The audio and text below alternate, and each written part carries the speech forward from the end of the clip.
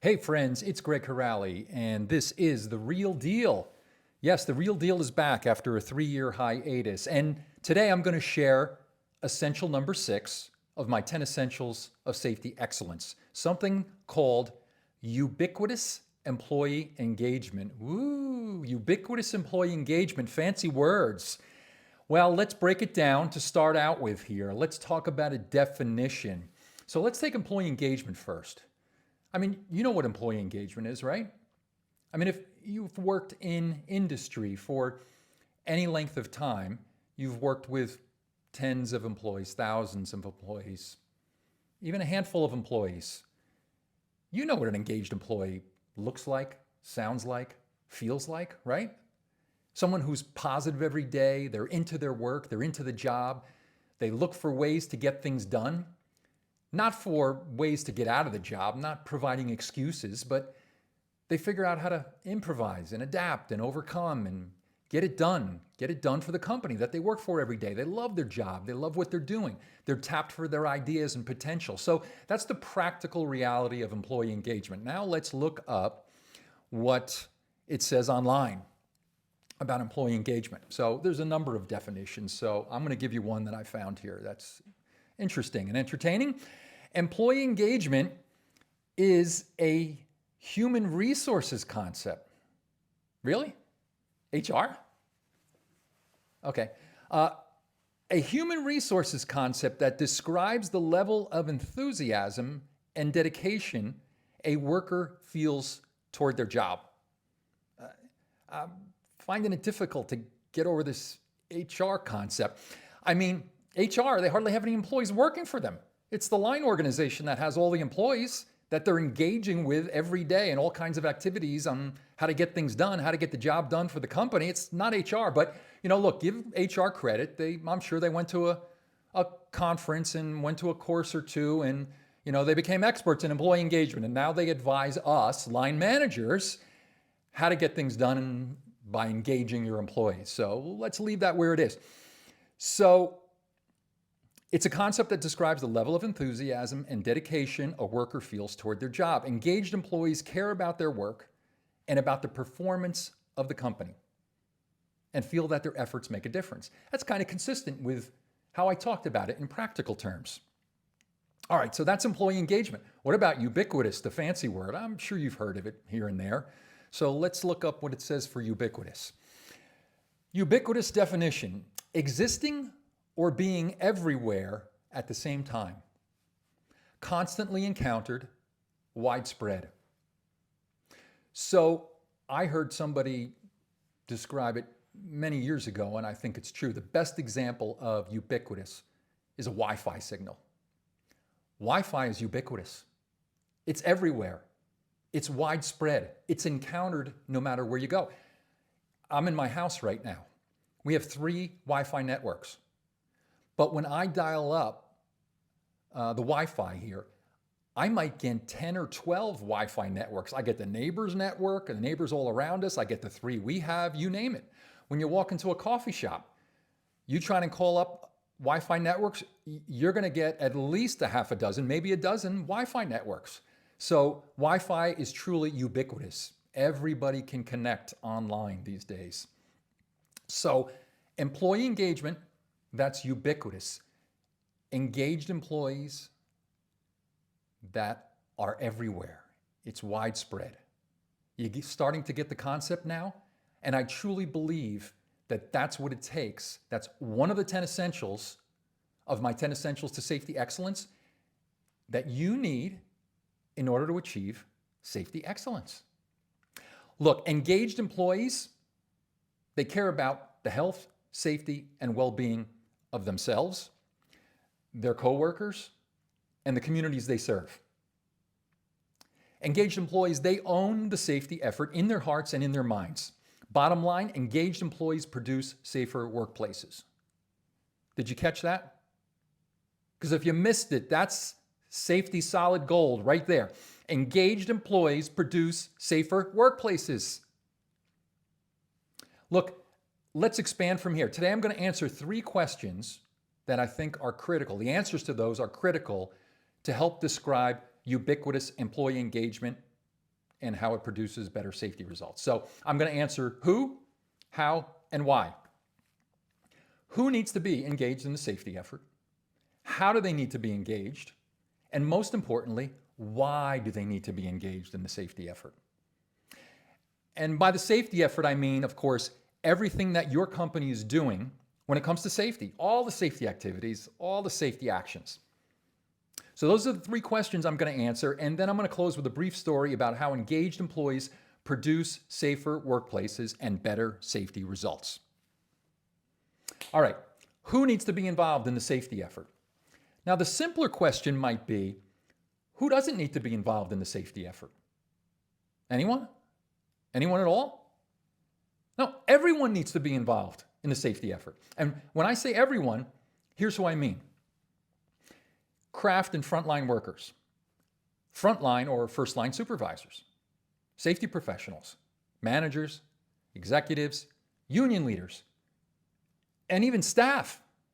Yeah, staff. Who's that? That's HR, finance, legal, IT, shared services. You know, staff workers, the ones who support the line folks who get the job done every day. Staff needs to understand the fundamentals of safety. Really? Yeah, you do. Everyone needs to get religion around safety. They need to get it in their blood. You want your employees to develop safe habits and behaviors both at work and at home. And when you're thinking about staff employees, it's going to be a staff employee, maybe even the CFO, right?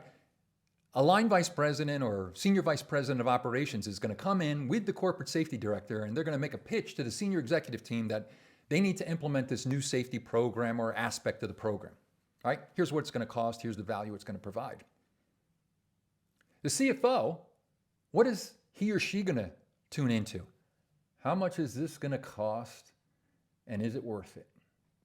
Well, if that CFO is trained and understands the fundamentals of safety and how important they are to the business and the value they provide in preventing fatalities, preventing serious injuries, which produces better safety results for the company, therefore maybe a better reputation of the company, a better track record, better results that you can market to strategic partners and vendors that you deal with.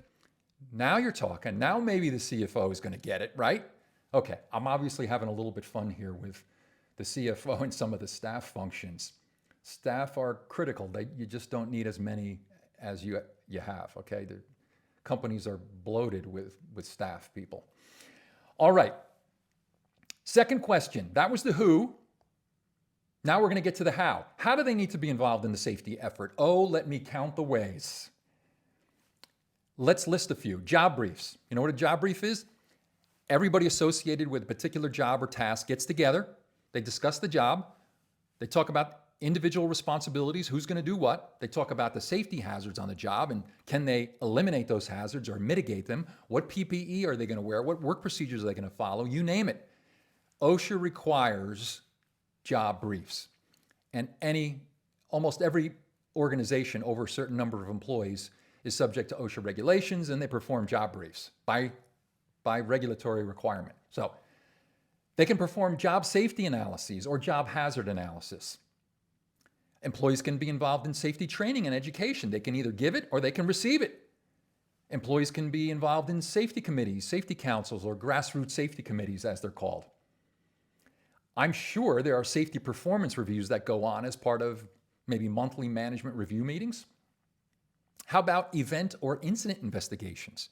A team is put together if you've got the right incident investigation process in your company, and you typically put a team together of various levels of employees so they can bring different expertise, so you can figure out what went wrong and put corrective actions in place to prevent it from ever happening again. How about safety audits and observations? A number of people can be trained to go out and do safety audits and observations. How about setting safety goals or developing safety strategy and action plans? I guarantee you at least once a year, the CEO and his or her staff, the senior executives, will go through some kind of strategic process where they will look at 3 to 5 years out, where are we going in various aspects of the business, including safety. I mean, I hope you are. What are the safety goals? Where do we want to be 3 years from now, 5 years from now, 10 years from now? How are we going to get there? And that's where all those senior executives come in, even the ones who may not have operational responsibility or line responsibility. It's still important for them to understand the fundamentals of safety and the value that safety can produce. All right, so that's just a smattering of activities that all of those employees that I listed off earlier can get involved in when it comes to safety. And you might be saying, really, what if I'm not familiar with these tools or I don't have the skills? Don't worry. There's enough people around the organization to help you through the process and to educate you. What we really need, what a company really needs, are your ideas and opinions of how they can make things safer for that company. All right, last question. Question number 3 that I'm going to answer. Why? Why do all these employees performing all of these safety activities need to be involved in the safety effort? Well, I mentioned it before, and here it is again. It's safety solid gold, so don't miss it. Engaged employees produce safer workplaces. Got it? That's the truth. Can you handle it? I hope so, because it is real. It's the real deal. Look, engaged employees own the safety effort in their hearts and in their minds. Engaged employees own safety programs and initiatives. They own their behaviors, their actions, and their results. They care about the health, safety, and well-being of themselves, their coworkers, their customers, and the communities they serve. They've got it in their hearts and in their minds. So that's it. Engaged employees produce safer workplaces. That's the key takeaway. All right, let me close with a brief story here. An illustrative story that exemplifies what I believe were engaged employees. It was the late 90s. I was a mid-level manager, and I got tapped to lead a safety benchmarking effort after the company that I was working for had experienced 2 fatalities in about 3 months. Our president at the time, he had enough, and who could blame him? He asked for this team to be put together. I led the team. It was made up of craft workers. This was a unionized company, so they were union craft workers, supervisors, managers, union leaders, safety professionals, and some subject matter experts. Now, nobody on the team was really higher in rank, so to speak, than a mid-level manager, or like me at the time. We spent about 6 months identifying and visiting and benchmarking companies both large and small, manufacturing and service companies, utilities and non-utilities, since that was the industry that I was in for my entire career. These were companies with better safety programs and better safety results. Now, we produced a report with our findings and recommendations, and lo and behold, I found myself presenting our report to the executive officer group, the CEO, and all of his direct reports. Now, remember, I was a middle manager at the time, and my boss, the VP of Environment, Health, and Safety, he wasn't even in the room. I can't remember why, but he wasn't there. Now, was I nervous? Sure I was. You bet I was. I had never been in front of a senior management team presenting and asking for their approval of something. And our findings and recommendations, they weren't flattering of our culture. And our primary ask was fairly significant. So my biggest worry was whether or not they would buy the pitch. Bottom line is, they did. The company's stated number 1 priority changed from customer satisfaction to employee health and safety. A team was then formed to develop an entirely new health and safety management system with a renewed commitment to safety, agreed to by all of the company's 5 unions and all of the senior executives of the company. And the rest, of course, is history, as they say. A 19-element health and safety management system was developed and implemented over the next 2 years, and much of it still exists today, 25 years later. It's only refined and better. How do I know? It's online. You can go to that company's website, and I won't mention the company, but you can figure it out. It was the first company that I ever worked for. And you will see their 19 elements, I believe, are now 12 elements. They've refined them, made it better. But that safety commitment statement that we developed as a team, our commitment to health and safety, it was called. 25 years later, That statement still exists. It's still on their website, and not one single word has changed. And how do I know that? Because I have that statement in my possession as part of the program we built. So all because of a team of employees engaged, closest to the work, both the union and management, working together. They had the courage to tell the truth, demonstrate some passion and commitment, all in the name of safety. And just as importantly, and this refers back to true believing senior management, right? One of my essentials of the 10 essentials of safety excellence. Those in charge, the executives here, they listened. They listened, supported us, and they paved the way. Now, that didn't mean there wasn't resistance along the way when it came to implementation. There always is when you're engaged in a company-wide improvement effort. But there's no doubt in my mind that many lives were saved over the ensuing 25 years. And as a result of engaged employees, ubiquitous employee engagement, owning safety in their hearts and in their minds. That's it. That's essential number 6 of my 10 essentials of safety excellence, ubiquitous employee engagement.